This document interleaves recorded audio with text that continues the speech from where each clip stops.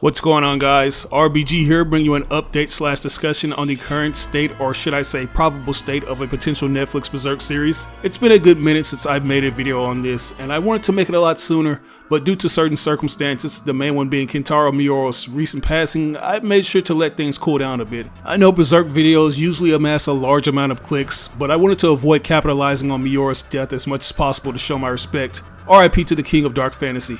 But man, it seems like this franchise has been in this weird purgatory, right? As you all know, the series, particularly the anime, hasn't had the best track record when it comes to adaptations. I mean, we know it's one of, if not the best manga of all time with its stellar storytelling and overall world building. If you had the pleasure of reading the chapters, which I highly recommend you do, then you know that each panel of art has a deep layer of complexity to them. Like, I can't think of another artist who's been able to consistently capture the atmosphere of certain moments like Miura has. It's because of that visual storytelling that we've had great anime like the 90s Berserk series. The studio of that particular series did an excellent job translating some of the highlighting moments to animation, and occasionally they would go out of their way to take some of those iconic images from the manga and seamlessly blend them in with the action. It's undoubtedly a classic that still holds up today, but it still presents a glaring issue that continues to hinder every Berserk anime adaptation that's come after it, and that is this one-stop disjointed adventure that always manages to plague each entry. Whether it be from censorship or budgetary restraints, these shows always manage to come up short of Berserk's true glory. The only thing that keeps them from completely killing over is the brilliant writing of Miura.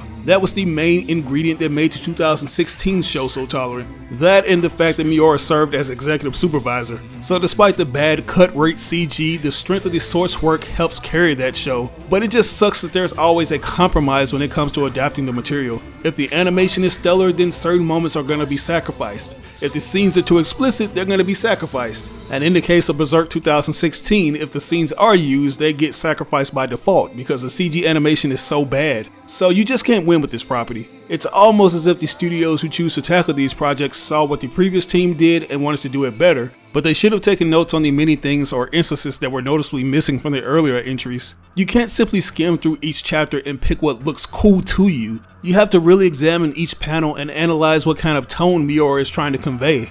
Whether it's a panel of guts looking out of a window, or a picture of a freshly rebirthed griffin standing amongst hundreds of spirits looking as virtuous as possible. Those instances, along with a lot of other pivotal moments, are what we're so desperately waiting to see. We've essentially become the kings and queens of longing. We're just waiting for that behemoth to show up at our doorstep so we can chant the magic words and get the perfect Berserk adaptation we deserve. And it seemed like we were on the cusp of getting that when Netflix Castlevania showrunner Adi Shankar mentioned his interest in adapting Berserk in the way fans wanted. Like, this guy instantly caught our ear when he mentioned that Berserk's animation should be in the same class of the likes of Ninja Scroll, and if he could get the rights, he would do it justice. So since he's uttered those prolific words to the choir, we've been waiting for something. A telltale sign that would confirm that Netflix will indeed be working on a new Berserk anime. And in a way, we've had certain instances that seem like the big heads at Netflix were alluding to this. They put out Berserk related tweets, and they even inked a deal with Dark Horse, who just so happens to be the English publisher of the Berserk manga, and have released these deluxe edition hardcovers that have gone on to sell millions. It was like we could smell the bloody and gory Netflix Berserk series over the horizon. But after a while, things just went radio silent. Until this day, I still get comments asking me what's going on with this series. Like, it's been almost 3 years since Adi Shankar made that comment, and I followed suit with my video discussions, but I didn't really have anything to give you guys. That's until years later when we got what seems to be a one-to-one homage to Berserk in Castlevania Season 4. You guys have heard me say that I believe that Powerhouse Animation, who's responsible for Castlevania and other awesome works such as Blood of Zeus, are the perfect candidates to do a Berserk series. The biggest component that they're bringing back to modern day animation is classical 2D frame-by-frame hand-drawn animation that's essentially become obscure. And I know I'm gonna get comments in all caps telling me that Castlevania really isn't an anime since it's being done by a Western studio, but this thing screams anime, from the character designs all the way to the fact that popular Japanese animators were brought on board to do some of the key animations. There's even a Japanese dub to cater to the audience from which the games come from. Like, if you were a casual anime watcher who knew absolutely nothing about the production of this show, you'd immediately assume that it's an anime, because it's just that damn good. And the talented people at Powerhouse seems to understand the overall craft of Japanese animation. They also seem to share that same love that a lot of fans have for Berserk, because during one of my favorite action sequences we see one of our vampire queens Upsteria wearing a badass suit of armor that aimlessly insinuates Guts' Berserk armor, all the way down to a certain pose that looks like a retrace from the manga. It's something that immediately caught everyone's attention during one of the trailer showcasings, and it's something that's given a lot of fans, including myself, hope that this is more than an homage. It's a possible hint at what's to come. Now, I've seen many fans suggest that Miura didn't want any Western companies touching Berserk. I've done my best to skim every article where he said that, but I can't seem to find anything. In fact, I've found articles of him saying the exact opposite. In one interview, I read that if he could choose a Hollywood film director to direct a Berserk movie, it would be Guillermo del Toro.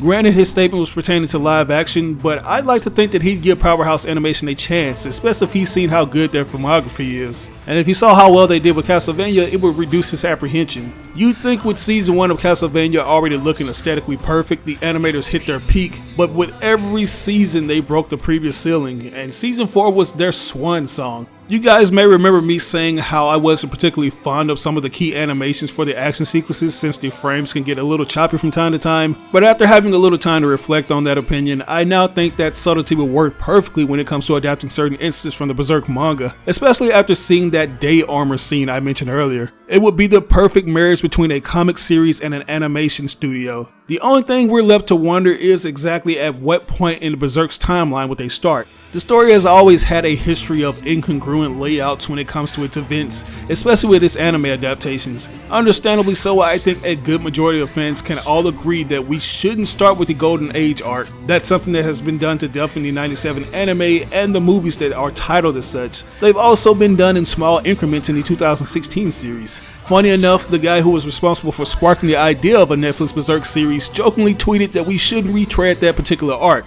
I originally suggested that they should start off with the Black Swordsman arc since that takes place in the first 3 volumes of the manga and it's been criminally undercut twice in the 90s and 2016 series. It would be easy for them to adapt that particular part and proceed to other chapters that have yet to be adapted, such as the Lost Children arc. That would be a solid entry point for fans new and old. But then I thought of a completely different route they could take that I think we could all appreciate. Since Netflix's Castlevania is adapted from a popular video game series, why not continue that tradition with Berserk? They're already working on a Devil May Cry anime that's right around the corner. And if you guys know what I'm getting at, you may have heard of an underrated game by the name of Sword of the Berserk Guts Rage, right? Or as it's called in its native region, Berserk Millennium Falcon arc. This thing is arguably the most important piece of media when it comes to Berserk for a multitude of reasons. For one, it's the first localized piece of Berserk media we've gotten in the States, and it's the first English dub we received for characters like Guts and Casca before we got the more prominent English cast from the 97 series. Funny enough, it's the first and only Berserk game to receive an English dub. And take of that what you will, I'm not here to spark a sub versus dub debate, but I think that Sword of the Berserk would be the best starting point, because that game is a form of media that could potentially serve as an anime. I mean, yeah, the gameplay leaves much to be desired and most of the runtime is taken up from the cinematics, but the story is where the game shines, and some would dare to say it's canon to the actual source material. It essentially serves as the beginning chapter to the Millennium Falcon arc, which its original title suggests. And the most important part of this all is that Kentaro Miura served as a co-writer and came up with the concept art for the characters. Given how poorly the gameplay and graphics have aged, it would be great if this game got its just due in the form of an anime adaptation. And I know some of you are going to argue that it wouldn't make sense to start off with this particular story since it takes place way ahead of the Black Swordsman and Golden Age arcs, and the showrunners would risk throwing casual viewers in an already established world. But I think that's one of the beauties of Berserk.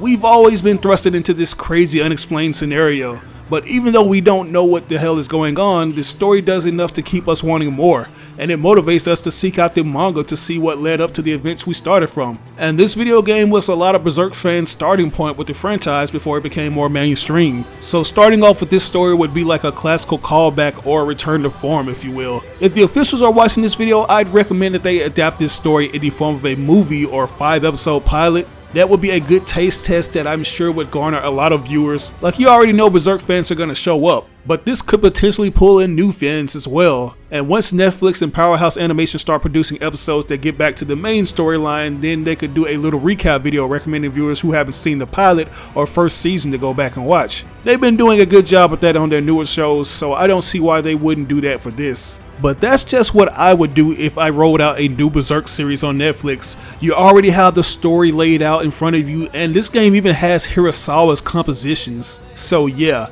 it's still a toss-up if we'll ever get to see one done by or on the same pedigree of Powerhouse Animation, but I'd like to think that it will eventually happen if the demand is high enough. Netflix's director of anime originals Taito Okiura has already managed to pull off the impossible with projects that we thought would never see the light of day in the States. He's managed to bring us the remastered versions of Evangelion, which is something other localizers couldn't do, and he's given us the Rohan OVAs with an English dub. That series was supposed to be exclusive to Japan, but I have a nagging suspicion that he was able to acquire it due to his former ties with David Production. Not to mention the man just knows what the Western anime fans want. So I think he can make a few moves to get this thing going. Anyways, that's just my wishful thinking and overall thoughts on the current state of this project that may or may not ever get off the ground. But what do you guys think? Do you think it'll ever see the light of day on Netflix? And what do you think of an adaptation of the Sword of the Berserk game serving as a pilot? Let me know in the comments below.